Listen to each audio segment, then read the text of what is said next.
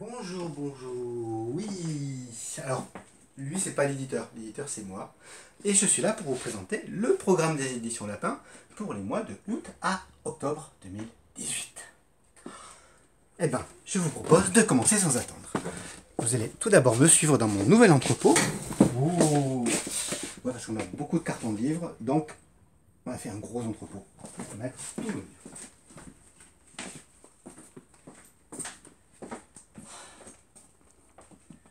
Tu as vu, ô ami vidéaste, ou qui regarde des vidéos, ou peut-être que tu es aussi vidéaste, regarde tous ces cartons.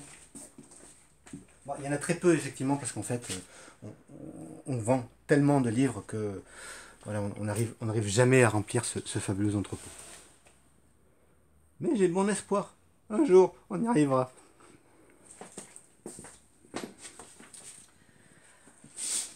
Commençons par une série qui m'est très chère, pour deux raisons. La première, c'est que c'est une des séries les plus drôles que fasse Lapin. La deuxième, c'est parce que j'en suis aussi l'auteur.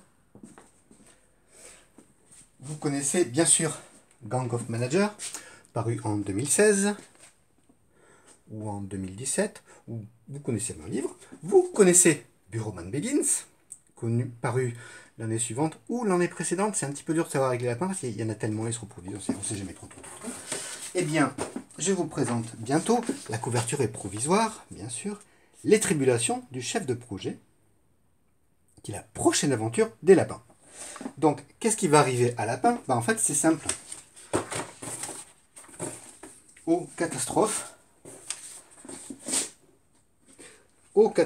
Lapin a une idée de projet. Mais évidemment, avoir une idée dans une entreprise, ce n'est jamais une bonne idée. Sauf l'idée, évidemment, d'avoir une idée. Donc, il a une idée. Il fait, regarde, merde, je viens juste d'avoir une super idée pour le boulot. Pour le boulot? Oui, une idée constructive et tout. Ah la vache. Ouais, mais j'ai pas fait exprès, c'est pas ma faute. Mon Dieu, mon Dieu, mon Dieu, mon Dieu. Je suis désolé, mais on se connaît plus tous les deux. Hein. Et en fait, ça continue. Voilà, tu vois, les gens se cachent quand il arrive. Allez, on est là pour toi, Lapin. Tu vois, un qui arrive en solidarité. Bon, il lâche pas sa tasse de café, mais les lapins lâchent rarement leur tasse de café. Et il décide de prendre les devants en se mettant un sac sur la tête, mais ça dégénère assez vite, il devient un tout petit peu une sorte de clochard dans le bureau. Il y a des clochards parfois dans les bureaux, ou bien sûr le fantôme de l'opéra. Et ça continue avec des aventures avec l'ours verte. Comme on ne sait plus quoi faire de lui, on le nomme chef de projet. Il y a des attaques chimiques, enfin c'est terrible. C'est vraiment une histoire très drôle, avec des gags très drôles. Moi je le recommande, hein, les lapins de bureau, c'est vraiment une super série. Et je dis ça de manière totalement objective. Si vous avez oublié le début de la vidéo. Passons maintenant. On va... voilà, alors avant, ici, il y avait plein de cartons. Ici, tu avais des palettes et des palettes de cartons. Et maintenant, on va aménager un moment, quand... un espace repos, détente, avec des canapés. Bon, il faut le temps de le faire, parce que des fois, tu as le temps, et des fois, tu n'as pas le temps de faire les choses. Tu sais quoi, je n'ai pas la web, je pense que j'ai tout mis dehors, donc on va sortir. Hein. Allez.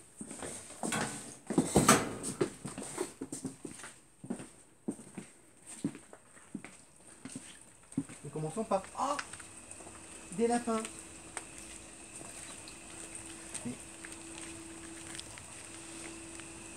Alors, à propos de lapins, voici, vous connaissez Fific, tome 1.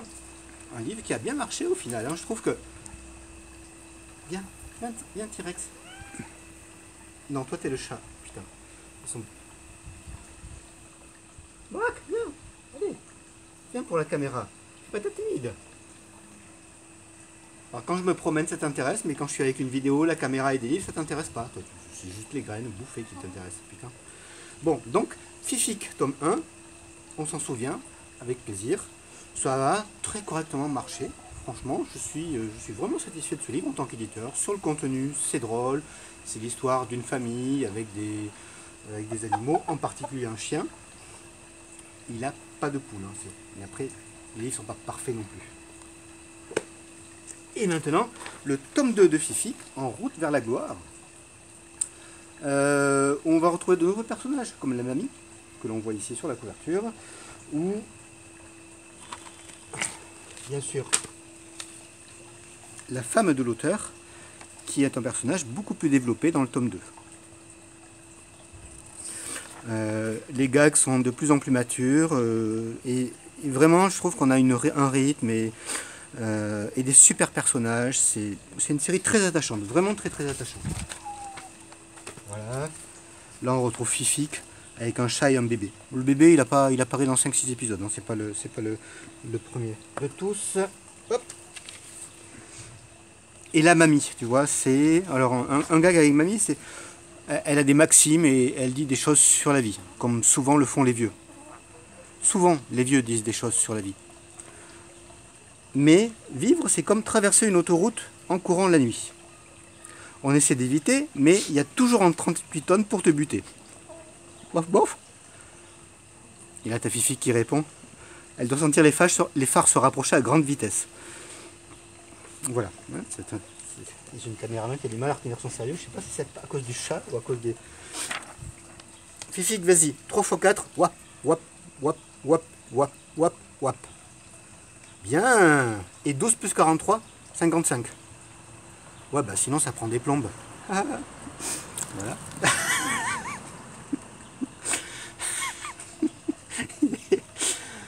C'est pas comme si le chat découvrait l'humeur des poules, mais bon. Qu'est-ce que vous voulez, hein. Moi, quand t'as soif, hein, t'as pas toujours envie forcément de te décoller. Je crois au collectif, la solidarité. Ensemble, on est plus fort. Et voilà, la mamie endormie avec les chats, les chiens et les poules. Non, c'est pas vrai, il n'y a pas de poules dans le livre. Alors, et maintenant, allons voir notre prochain livre. Ouh, je ne sais pas par le... Allez, Jujube et Bébé.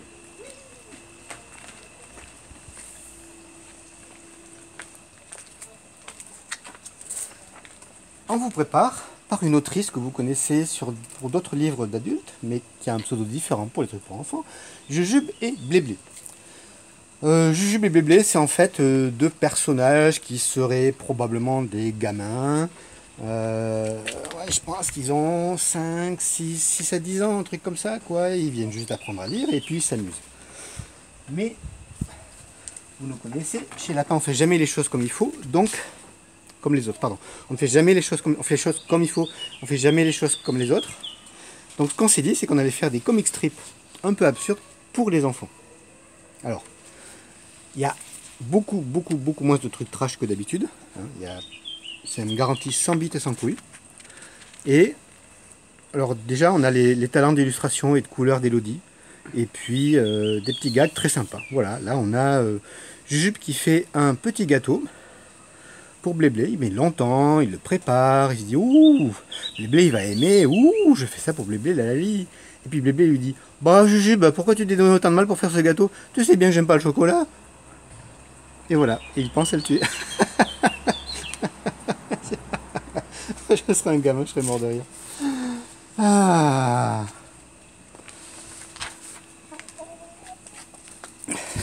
Bléblé, regarde, quelqu'un a mis les poils partout, ça va pas du tout. Ah ouais, tiens.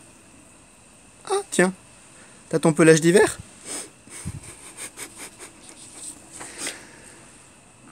Eh ben, on va voir ce que nos amis les enfants pensent de tout ça. Moi, je trouve que c'est super.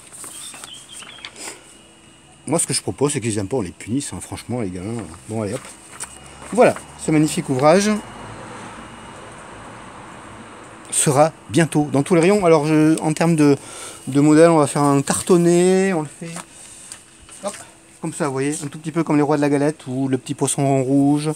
Mais c'est un petit peu le style roi de la galette. Il y a un petit peu de texte pour les enfants, il faut lire un peu. J'apprends à lire, j'essaie de comprendre l'humour. C'est important que les générations futures comprennent l'humour parce que visiblement les générations actuelles ont un problème avec l'humour assez grave. Mais c'est notre quête. Hein, on n'est pas intéressé que par les poules chez Lapin. On est aussi beaucoup intéressé par les lapins. Vous savez quoi, on va faire une entracte poule. Allons visiter le poulailler.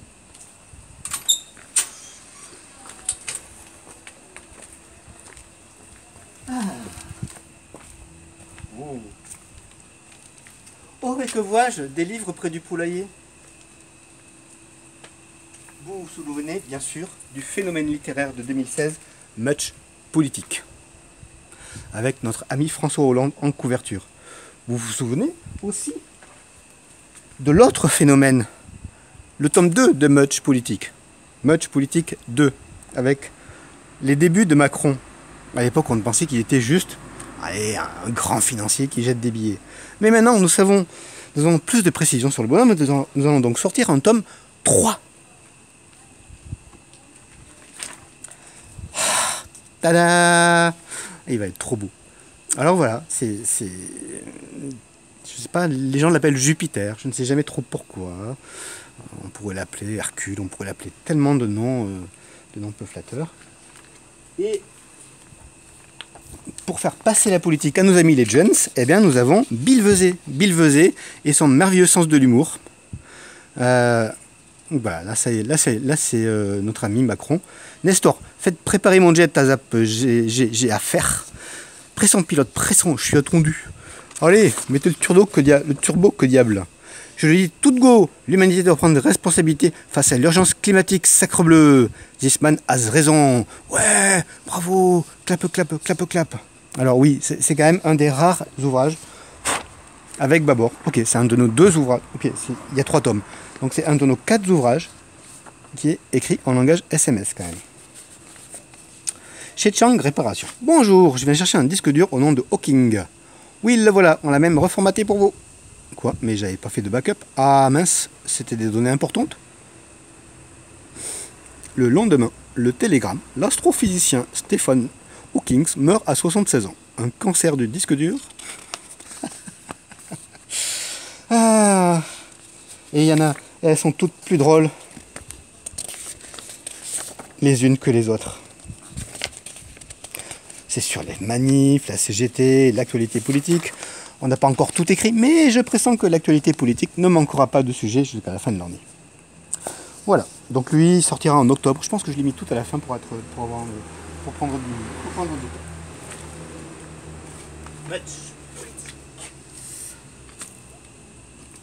Ah bah, je propose que nous continuions ce parcours. Oui.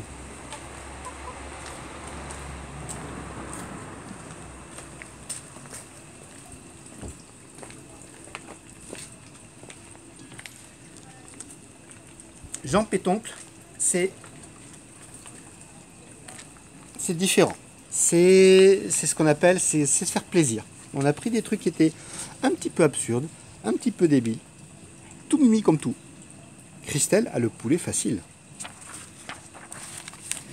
Les frères People vivent dans une filoche.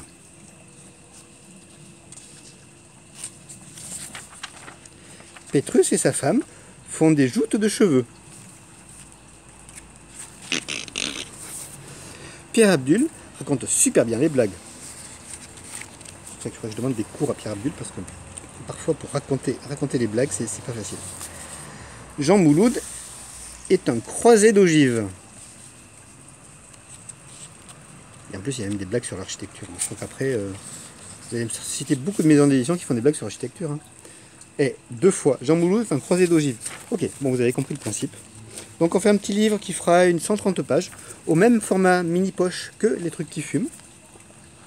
Donc du coup ça donne un petit objet tout sympa, qui ne sera pas très cher, et qui va nous permettre de découvrir le super travail de Claudine Morel. Claudine Morel, donc Jean Pétoncle et ses amis, apparaître très bientôt. Alors j'ai pas mis la couve parce qu'elle bave et elle est sale et on l'a pas fini. Mais couve à venir très bientôt.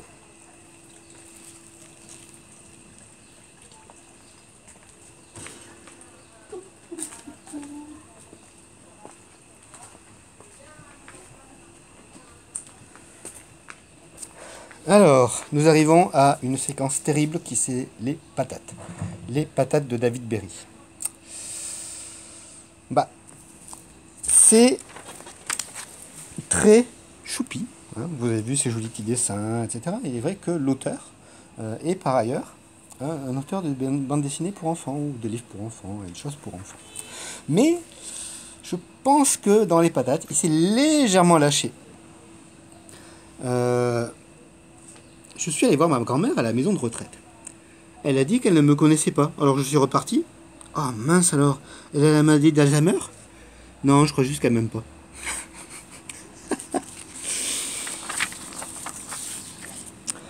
Ce matin, j'ai mis une putain de rouste à mon gamin. Une claque dans la gueule, ça devrait le faire réfléchir. Ensuite, j'ai fait valinguer dans sa chambre d'un bon coup de pied au cul. Qu'est-ce qu'il avait fait? Bah, comme d'hab, il a été violent avec sa sœur. Ça, c'est les gosses d'aujourd'hui, hein. Ils regardent que des conneries à la télé.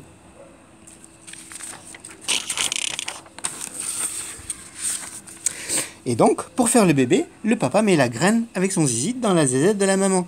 Mais bon, je ne suis pas naïve, je suis sûr que tu le savais déjà, non? Bah, j'ai quand même appris un truc, hein. Moi, je croyais qu'après la sodomie, on finissait forcément par une éjac faciale. Oh, c'est trop mignon. C'est pas pour les enfants, hein. Je pense que j'ai pas très bien expliqué cette partie-là. C'est vraiment pas pour les enfants. Enfin, vous faites ce que vous voulez avec vos enfants, mais moi, je le montrerai pas aux miens. Papa, alors là, c'est quand même un strip qui est très actuel sur les limites de ce dont on peut parler, sur l'édition moderne, qu'est-ce qu'on peut dire ou pas de nos jours. Papa, je peux raconter aux copains l'histoire du PD paraplégique? Quoi? Mais ça va pas, je vais avoir des emmerdes si on sait que je raconte ce genre de blague. Bah, je raconte quoi alors? Celle des Degouines et du curé? Mais non, tu racontes des histoires de ton âge, des histoires de Toto par exemple. Alors, c'est l'histoire de Toto qui croise un PD paraplégique. Ça, c'est trop astucieux, quoi. Il a trop de blagues. En fait, c'est tout drôle le David Berry. On se marre tout le temps. Dis-moi, allez, un dernier, mais c'est vraiment parce que il n'y a pas grand-chose d'autre à dire que de les lire, les David Berry. Dis-moi, c'est pas toi que j'ai vu sortir de la banque de sperme ce matin? Bah si, j'y passe tous les jours pour me soulager. Pourtant, ça t'empêche pas de te masturber dans les chiottes à la pause café? Bah, j'ai de gros besoins. Cela dit, tu pourrais arrêter de le faire pendant qu'on discute? Attends, j'ai presque fini. Le dernier. Ouais, je sais bien que j'ai déjà dit le dernier une fois, mais c'est le dernier. Alors, elle te plaît cette visite aux zoos? Oh ouais, c'est trop bien, regarde. Il y a un wapiti qui sodomise un autre wapiti. Mais comment tu connais ce mot, toi? Bah, c'est écrit. Il y a écrit wapiti. Allez, la dernière, mais c'est vraiment parce que j'ai la dernière. Hein. Monsieur, je viens vous demander la main de votre fille. Vous voulez l'épouser? Mais je vous connais même pas. C'est pas ça, elle vient de se faire écrabouiller par un camion. Tout ce qui reste d'elle, c'est sa main. Alors, je peux la garder ou pas? La réaction quand on lit le livre, c'est... Donc, ce sera dans notre fabuleuse dans notre fabuleuse collection poche, comme le remarquable Tiny Untold contre la littérature, qui est sorti tout récemment et qui est d'ailleurs lui aussi magnifique. Bon, j'imagine que tout le monde l'a lu et se l'est procuré. Allez, nous allons maintenant aller vers le dernier ouvrage de ce programme. Ma foi, somme toute chargée. Ça s'appelle L'art d'aimer.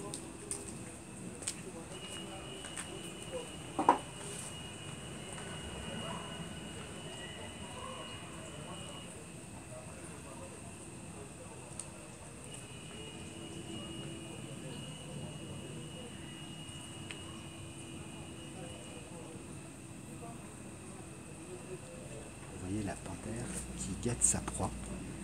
La panthère va-t-elle attaquer sa proie? Je pense que ça mérite une petite pause quand même, parce que imaginons que la panthère attaque sa proie, ça va être magique. Allez panthère, allez, feignasse de panthère, que la gueule.